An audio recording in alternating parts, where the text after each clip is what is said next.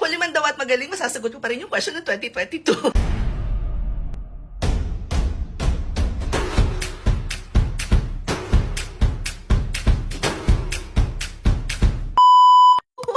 Sorry na.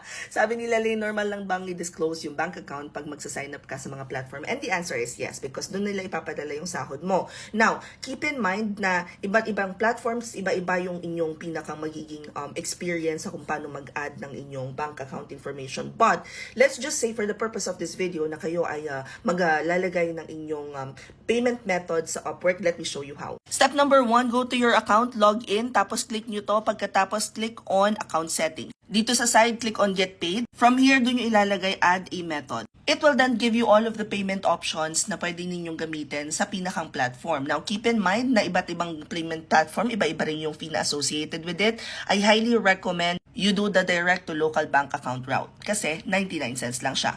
Just a heads up guys ha, pag magbibigay kayo ng bank account information nyo, bank name, yung routing number lang, yung bank number, tapos yung pangalan ng owner sa banks. Hindi kayo magbibigay ng passwords or anything else. Hope this helps. Comment any questions you guys have about working from home. Follow for more work from home chismis. Bye!